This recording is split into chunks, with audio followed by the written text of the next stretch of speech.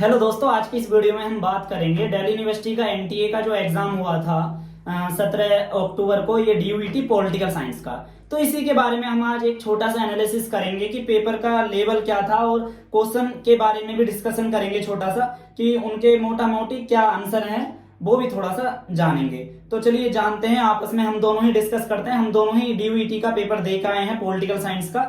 तो चलिए, पहला क्वेश्चन था जमात इस्लामी के संस्थापक कौन थे, और ये हमारे सिलेबस में नहीं है वैसे तो। जमात इस्लामी के संस्थापक कौन थे, तो सैयद अबुल अला मदूदी करके थे। दूसरा क्वेश्चन था ये वायकोम सत्याग्रह कब हुआ। ये हुआ था हमारा 1924 में, ठीक है। और नेक्स्ट हमारा क्वेश्चन है डब्ल्यूटीओ की स्थापना किस सम्मेलन के आधार पर हुई। तो वो हुई थी हमारी रुग्वे जो सम्मेलन था, रुग्वे 1994 का। हाँ, उसके। अगला था लोक संग्रहण का संबंध किससे है। ये विवेकानंद है हमारे हिसाब से। तो वैसे विवेकानंद ही मिल रहा था, पर हमारा ही गलत था ऑप्शन, मतलब हम गलत अटेम्प्ट कर गए थे इसे। पांचवा था भारतीय नौसेना का पहला स्वदेशी युद्ध पोत कौन सा है। तो आईएनएस विक्रांत है, ये सभी को मालूम है। करंट अफेयर्स का क्वेश्चन है वैसे ये। अगला था यूएन पीस कीपिंग फोर्स का ऑपरेशन इनमें से कौन सा नहीं है। तो उसमें 4 दे रखे थे, 4 में से जोन सा नहीं है तो बता दें। तो उसमें साइबेरिया करके एक ऑप्शन था, तो वो साइबेरिया में United nation peace keeping force का ऑपरेशन नहीं हुआ है, उस पर हमें करना था। और नेक्स्ट क्वेश्चन हमारा जो था वो ये था कि क्लैश ऑफ सिविलाइजेशन जो बुक है वो किसने लिखी है। तो वो हमारी जो बुक लिखी है वो उन्होंने सैमुअल पी हंटिंगटन ने लिखी है। और इसमें वो जो सभ्यताओं का टकराव है, इसका हिंदी अनुवाद हम ये कह सकते हैं। नेक्स्ट हमारा ये था कि चुनाव आयोग ने आदर्श आचार संहिता कब लागू की। तो ये हमारी 1960 में है इसका राइट ऑप्शन। और समान नागरिक संहिता से जो रिलेटेड क्वेश्चन था कि वो किस भाग में है संविधान के, तो वो हमारे भाग 4 में है सम्मिलित, ठीक है, जो कि हमारे डीपीएसपी है। तो इस क्वेश्चन को आप डायरेक्टली ये भी देख सकते हैं कि डीपीएसपी से क्वेश्चन पूछ लिया था उन्होंने। अगला अंतरराष्ट्रीय संबंध में बल सिस्टम अप्रोच की प्रणाली किसने दी। तो विश्व व्यवस्था प्रणाली इमैनुअल वालरस्टीन ने दी थी। राइट। 57वां संविधान संशोधन का संबंध किस अनुच्छेद से है। तो लिस्ट थी आर्टिकल 19, आर्टिकल 16, आर्टिकल 21 से आर्टिकल 14। तो इसका वैसे सही आंसर जो है आर्टिकल 19 है, तो यही लगाना था और हमने गलत कर दिया, 21 से कर दिया था। अगला था अनिवार्य एवं निःशुल्क शिक्षा का प्रावधान किस अनुच्छेद में है। तो आर्टिकल 21A 86वां संविधान संशोधन के तहत जोड़ा गया था। कोठारी आयोग ने निम्न में से कौन सा सुझाव नहीं दिया।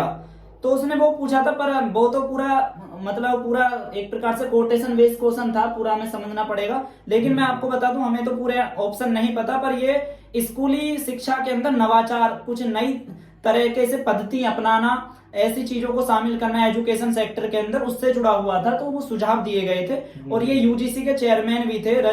ये उसी वक्त रहे थे कोठारी। 1964 का ये पूरा आयोग था। हाँ, और इसके बाद हमारा है ये कॉम्प्लेक्स इंटरडिपेंडेंसी, जटिल अंतर्निर्भरता। हाँ, इंटरडिपेंडेंसी पे जो क्वेश्चन था, इसका राइट ऑप्शन हमारा उसमें था जोसेफ नाई। और हालांकि इसमें दोनों है, जो रॉबर्ट ओकोहेन और जोसेफ। वैसे क्वेश्चन ये था कि जटिल अंतर्निर्भरता के अनुसार कौन सा सही नहीं है, तो वो कोटेशन बेस्ड था। कौन सा नहीं है तो वो था।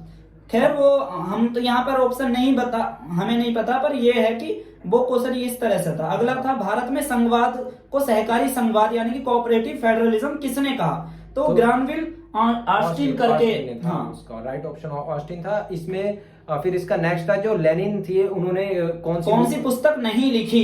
ध्यान रखें, नहीं लिखी था। हाँ, और उसके अंदर उन्होंने काफी सारी पुस्तकें दी। इसमें 2 ऑप्शन हमने लिखे भी हैं, बता दो। इसके अंदर हमारे जो 2 ऑप्शन में से था, एक तो था स्टेट एंड रेवोल्यूशन था, और एक था प्रोलेटेरिएट रेवोल्यूशन। ये दे रखे थे जो लिखी हैं, लेकिन दो ऑप्शन थे, उसमें से हमें डाउट लगा रहा था, पर मैं 50-50 करके आया था। ये था। अगला है किस देश का उच्च सदन उच्चतम न्यायालय की शक्ति रखता है। तो रसिया है। वो उसका राइट ऑप्शन रसिया है। तो हार्थोन अध्ययन जो हुआ था वो 1924 से 32 तक रहा था, 32 तक। तो उस पे आधारित 2 क्वेश्चन पूछे गए थे हार्थोन स्टडी से। हार्थोन स्टडी से एक और था जिसके अंदर वो क्रम अनुसार लगाने थे, काफी सारे उसके अंदर स्टेटमेंट। हाँ, एक्सपेरिमेंट टाइप था। हाँ, तो सॉफ्ट पावर पे भी ऐसे ही 2 क्वेश्चन थे। सॉफ्ट पावर पे 2 क्वेश्चनों में एक तो सॉफ्ट पावर होती क्या है, शायद इसके ऊपर को स्टेटमेंट वाइज था क्वेश्चन, जिसमें ऑप्शन लगाने थे हमें, काफी सारे तरीके के ऑप्शन थे। और एक और क्वेश्चन था कि जो भारत है वो सॉफ्ट पावर का किस प्रकार उपयोग करता है, तो उसके अंदर जहां तक मुझे दो ऑप्शन याद आ रहे हैं, सिनेमा वाला और गौतम बुद्ध। हाँ, एक तो बॉलीवुड की फिल्में द्वारा था, एक बौद्ध दर्शन था, और तीसरा जो था तेजस की बिक्री। और जो फोर्थ ऑप्शन था वो मुझे याद नहीं आ रहा है। जहां तक है कि मैं इसका आंसर जो लगा के आया हूँ बौद्ध दर्शन लगा के आया हूँ, और बाकी इसका जो राइट आंसर है वो तो हमको आंसर की में पता लगी ही रिट वाला है अगला। और अच्छा हाँ, और नेक्स्ट एक हमारा क्वेश्चन था कि सुप्रीम कोर्ट जो आदेश है वो कौन सा न्यायालय दे सकता है, आदेश और जो रिट लागू करने का जो अधिकार है वो किस कोर्ट के पास है, तो वो यही है कि हमारा सुप्रीम कोर्ट के पास है। हालांकि हमारा जो हाई कोर्ट है वो भी रिट जारी कर सकता है, लेकिन जो इसमें हम बेस्ट आंसर चुनना होता है हमको, ठीक है। हमें कभी कभी ऐसा होता है कि सिमिलरिटी आंसर दे देते हैं, लेकिन हमें उसमें बेस्ट चुनना होता है, तो हम सुप्रीम कोर्ट ही लगाएंगे उसमें। और फिर इसके बाद रोल्ट एक्ट को किसने हिमालय मिथ्या कहा है, जो कि हिमालयन ब्लेंडर जिसको अंग्रेजी में महात्मा गांधी का ही है सही ऑप्शन। हाँ। मिनोबुर्ग सम्मेलन 2 पूछा था कब हुआ, 2 के बारे में था। फर्स्ट 1968 में हुआ था और सेकंड 1988 में हुआ था। अगला था मैरी पार्कर फॉलेट के विवाद समाधान के तरीके नहीं हैं, तो ये पब्लिक एडमिनिस्ट्रेशन से है। तो इसमें 4 ऑप्शन थे, डोमिनेशन, डिस्कशन, कॉम्प्रोमाइज और इंटीग्रेशन। इसमें डिस्कशन है और डिस्कशन पे सही करना था, डिस्कशन नहीं है। अगला था अंतरराष्ट्रीय संबंधों में महिलाएं कहाँ हैं, महिलाओं का स्थान कहाँ है, तो ये किसने कहा है, तो ये था सिंथिया एनॉल, जिन्होंने बनाना बीचेस एंड बेसिस लिखी। मैं अपनी किताब में इसकी बात कर रखी है। हाँ। और नेक्स्ट हमारा वकील के पेशे के रूप में जो सुप्रीम कोर्ट के जो डायरेक्ट नियुक्त हुए थे वो चीफ जस्टिस न्यायाधीश, हाँ, वो पहले कौन थे? हाँ, तो उसमें एसएम सीकरी। हाँ, एसएम सीकरी जो थे वो बने थे 19 मुझे अभी डेट एग्जैक्टली याद नहीं आ रही है, लेकिन वही थे। और कौटिल्य के अर्थशास्त्र में जो मूल बल था, तो उसमें मूला, हाँ, उसमें ट्रांसलेशन में थोड़ी सी दिक्कत थी, लेकिन उसका जो राइट है मूल बल था जो वो मतलब कहने का, जैसे कि हमें सबसे ही पता लग रहा है कि मूल बल, तो मूल बल का मतलब होता है स्थायी सेना, तो उसके अंदर स्टैंडिंग जो आर्मी थी या फोर्स जो भी वर्ड लिखा था, तो वो हमारा राइट ऑप्शन था। उसमें अंदर काफी ऑप्शंस थे, जैसे इमरजेंसी वाली आर्मी हो गई, और कौन सी विशेष जो स्पेशल प्रोविजंस की जो आर्मी होती है, इस तरीके से ऑप्शन था, लेकिन हमारा जो राइट आंसर था वो स्टैंडिंग आर्मी था, ठीक है। और नेक्स्ट हमारा जो है वो हम तट पर युद्ध करेंगे, ठीक है, we will fight on the beaches, तो इसका ये कोड था। देखिए ये कोड बहुत ज्यादा सही से, अगर काफी बच्चों को इसमें प्रॉब्लम आई होगी, लेकिन इसका आंसर जो राइट था वो था हमारा विंस्टन चर्चिल था, है ना। और इसके बाद था प्राकृतिक हाँ, तो ये था कि प्राकृतिक जो राज्य को जो प्राकृतिक संस्था किसने कहा है, किस विचारक ने कहा है, तो उसमें कई सारे ऑप्शन थे। तो ऑर्गेनिक थ्योरी जो दी है वो हमारे एरिस्टोटल ने दी है, अरस्तु ने, तो इसका राइट ऑप्शन जहां तक मेरे अनुसार होगा वो यही था कि अरस्तु था। और इसमें एक और कोट था कि जहां कानून नहीं होता वहां स्वतंत्रता नहीं होती, ठीक है। हाँ, तो इसका राइट ऑप्शन हमारा था जॉन लॉक था। अगला था WTO द क्वेड का संबंध किससे है, तो उसमें वो देशों के नाम दे रखे थे। WTO के अंदर भी देखिएगा द क्वेड दे रखा है, कोड आपने देखा होगा, ये कोड सम्मेलन है ना, हाँ, 4 का जो था। हाँ, तो ये जो क्वेड था इसमें दे रखा था जापान, यूरोपियन यूनियन, कनाडा और USA। जापान वाला जो ऑप्शन था वो एकदम सही था, इसी पे हमने क्लिक करना था। लोकतांत्रिक दृढ़ीकरण, इस पे कई सारे स्टेटमेंट्स दिए हुए थे कि लोकतांत्रिक दृढ़ीकरण जो कंसोलिडेशन डेमोक्रेसी है वो मतलब काफी सारे उसमें स्टेटमेंट्स थे, तो उसमें से हमें राइट चूज करके लगाना था ऑप्शन, तो इसका राइट ऑप्शन ऐसे नहीं बताया जा सकता है। और फिर ये था गवर्नमेंटेलिटी जो था, सरकारियता क्या होती है। देखिए सरकारियता ये होती है कि जब हम सरकार जो होती है वो राज्य जो मतलब कानून बनाकर अपनी संप्रभुता का इस्तेमाल ना करके एक आम सहमति से जो एक लोगों को मनाने समझाने की कोशिश करता है, इस तरीके की चीजों को हम गवर्नमेंटेलिटी सरकारिता कहते हैं। तो उसमें कई तरीके के ऑप्शंस थे, उसमें से हमें राइट चूज करना। अगला चुनाव प्रणाली से आया था, first past the post system के अनुसार कौन सा कथन नहीं है, तो उसमें से 2 निकालने थे एंड में, और ऐसे ही फिर सूची प्रणाली, आनुपातिक प्रतिनिधित्व प्रणाली से भी आया था, तो इसमें ऑप्शन थे काफी सारे अभी वो, तो ये भी था मतलब। अगला था शुक्र के अनुसार कौन सा कथन नहीं है, तो उसमें काफी सारी, हाँ, उसमें काफी सारी, उसमें भी ऐसी था, उसमें काफी सारी स्टेटमेंट्स थी, तो इसलिए हम अभी राइट ऑप्शन को बताना कह पाना काफी मुश्किल है। काफी अलग अलग ऑप्शन थे। हाँ, शास्त्रीय यथार्थवाद के प्रतिपादक हैंस मर्गनथाउ, पॉलिटिक्स अमंग नेशन 1948 में। हाँ, और इसके अंदर एक और क्वेश्चन आया हुआ था, विश्व व्यवस्था दृष्टिकोण, विश्व व्यवस्था दृष्टिकोण जो वर्ल्ड सिस्टम थ्योरी थी, ये इमैनुअल वॉलेस्टर ने दी थी, जिसके अंदर वो पेरीफेरी, सेमी पेरीफेरी और कोर के बारे में डिस्कस करते हैं। रोडोल्फ की command polity and demand polity पर कॉन्सेप्ट जो है, हाँ, ये कमांड पॉलिटी और डिमांड पॉलिटी का, ये देखिए वही होता है कि कमांड पॉलिटी के अनुसार जो है स्टेट जो है अपने जनता पर जो राज्य अपना प्रभुत्व जमाता है, और दूसरा है जो मांग पॉलिटी है, जो डिमांड पॉलिटी है हमारी, और उसके अनुसार जो जनता होती है वो राज्य पर अपना अंकुश रखती है। तो इसी को कहते हैं, क्योंकि डिमांड पॉलिटी में जो होता है कि वो सरकार को चुनाव की प्रक्रिया से गुजरना होता है लोकतंत्र में, और इसी की वजह से उनको उनकी मांगों को जो है ना वाजिब ठहराना पड़ता है। अगला था संसाधनों का समान वितरण के मतलब थिंकर पूछे थे, उसमें का संबंध किससे है। संसाधनों का समान वितरण का जोरों से जो बात करी है वो रोनाल्ड डार्किन ने की है। तो हाँ, तो इसका हमने सही आंसर तो वैसे अमर्त्य सेन लगा दिया था जो गलत है, पर इसका सही आंसर एकदम रोनाल्ड डार्किन है। इनमें से कौन सा लेखक और किताब का मिलान सही है, तो और देखिएगा 3 जो गलत दे रखे थे आमने सामने मिलान, लेकिन छांटना था जो सही किताब और लेखक आमने सामने दे रखे हैं। हाँ, इसमें ना ऐसा है कि ये इसका जो ऑप्शंस थे ये ही गलत थे, इसके अंदर जो बी ऑप्शन था वही इन्होंने डी बना रखा था। तो ये चैलेंजिंग क्वेश्चन हो सकता है और इसको चैलेंज किया भी जाना चाहिए। और देखते हैं, वो वाला नहीं है मेरे हिसाब से, ये तो वो वाला है ना कि किताब कौन सा मिलान सही है, तो सही है। इसमें एक ऑप्शन था मरियम, आयरिस मरियम, ये दूसरा है। हाँ। आयरिस मरियम यंग का ऑप्शन इसमें लगाना था जो एकदम सही है, और तीनों किताबें गलत थी, लेकिन ये वाला ऑप्शन सही था जिसमें आयरिस मरियम यंग की किताब थी justice and the politics of difference. तो यही वाली किताब और ये वाले राइटर वो फेमिनिज्म वाले राइटर हैं ये, मतलब तो यही वाला सही था। अगला था हमारा द कल्चर एंड सिविलाइजेशन जो बुक थी हमारी, वो लिखी थी हमारे डीडी गोस्वामी जी ने, तो ये उसका आंसर होगा। और जो है कॉम्प्लेक्स इंटरडिपेंडेंसी जो थी उसके लिए जो है जोसेफ नायर रॉबर्ट कोहेन ने लिखी थी। और क्लैश ऑफ सिविलाइजेशन के बारे में हम अभी पहले डिस्कस कर चुके हैं, ये सैमुअल पी हंटिंगटन ने लिखी हुई थी। और Frederick Winslow Taylor, FW Taylor से संबंधित किताबें आई थी, चारों किताबें उनकी, उन्होंने क्रम से लगाना था, मतलब ईयर वाइज कब कौन सी लिखी, तो उनकी किताबें थी एपिस रेट ऑफ सिस्टम 1895 सबसे पहली पुस्तक थी उनकी, सॉफ्ट मैनेजमेंट 1903 में, दूसरी लगानी थी the art of cutting metals 1906, principle of scientific management और 1911 ये एंड वाली थी। तो इस तरह से था हमारा जो नकारात्मक स्वतंत्रता है और जो सकारात्मक नेगेटिव पॉजिटिव जो लिबर्टी है उसके बारे में आप सभी को पता है। ये आसान क्वेश्चन था, ईसाइया बर्लिन ने बोला है। ये टू कॉन्सेप्ट ऑफ लिबर्टी ये सीयूईटी में क्वेश्चन पहले आ भी चुका है, डायरेक्ट बुक पूछी थी, और अब की बात इनके नेगेटिव पॉजिटिव लिबर्टी के बारे में किसने डिस्कस किया, इस बेस पे पूछा था ये क्वेश्चन। और फिर देखिए नव यथार्थवाद जो था हमारा, और नव उदारवाद, न्यू लिबरलिज्म और न्यू रियलिज्म में क्या समानताएं हैं इसके बारे में बताना था। उसके अंदर काफी सारी स्टेटमेंट्स दी हुई थी, उनमें से हमको एक चूज करनी थी, ठीक है। और इसके बाद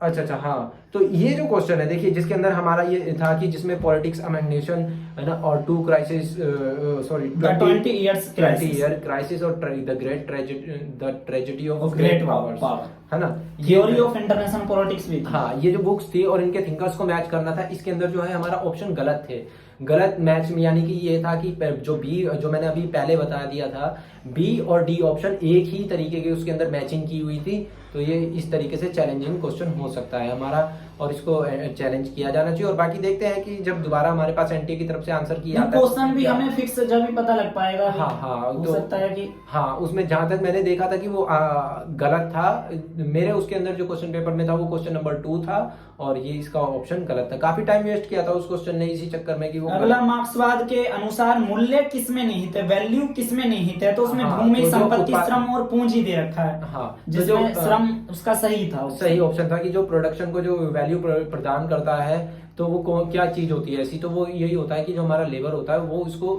मूल्य प्रदान करता है। और नेक्स्ट हमारा संविधान के तहत अल्पसंख्यक का आधार किस आधार पे तय किया जाता है, वो धर्म, रिलीजियस बेस है ये हमारा, ये नॉर्मल क्वेश्चन था।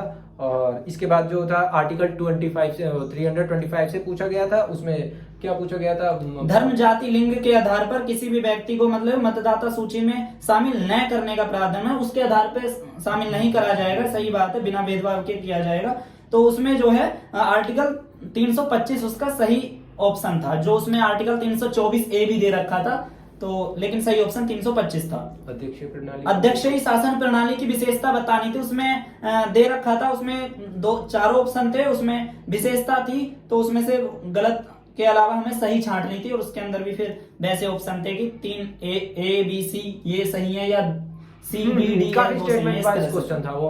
और एक हमारा जो यूनाइटेड नेशन की एजेंसी कौन सी नहीं है। हाँ, तो उसमें काफी सारी एजेंसी दी हुई थी, और जहां तक इसका आंसर मेरे अनुसार हो सकता है, हम दोनों के अनुसार हो सकता है, वो एमनेस्टी इंटरनेशनल है, क्योंकि एमनेस्टी इंटरनेशनल जो है ह्यूमन राइट का बहुत बड़ा एक ऑर्गेनाइजेशन है इंटरनेशनल लेवल पर, ठीक है। वो यूएन की एजेंसी, डायरेक्ट उसका लिंक नहीं बनता है उसके साथ, लेकिन जो बाकी की तीनों थी उसका संबंध हमें दिख रहा है, कहीं ना कहीं ऑप्शन था उसके अंदर। और इसके बाद है हमारा पूर्व 53। अच्छा हाँ, देखिए इसमें क्वेश्चन को थोड़ा घुमा के दिया हुआ था, ये अगर बच्चों ने कैच किया होगा तो ये जॉन रॉल्स इसका ऑप्शन था, जिसके अंदर ये बताया गया था कि जो पूर्व राजनीतिक स्थिति होती है उसके अंदर तर्क शून्य, जो तर्क को शून्य का स्थान देते हैं व्यक्तियों में, वो कौन ऐसे विचारक है, तो वो जॉन रॉल्स थे। क्योंकि जो अपना व्हील ऑफ इग्नोरेंस है, जो उनका अज्ञानता का पर्दा वाला जो उनका कॉन्सेप्ट है, तो उसमें वो यही बताते हैं कि एक स्थिति ऐसी कर देते हैं वो लाके कि जहां पर लोगों को सिर्फ मोरालिटी का थोड़ा बहुत ज्ञान होता है, लेकिन उन्हें जो अपना लॉस प्रॉफिट इस तरीके का जो तर्क का ज्ञान होता है वो नहीं होता है, तो वहां लोग अपना जो नेगोशिएशन करते हैं वो एकदम इक्वल बेस पे करते हैं।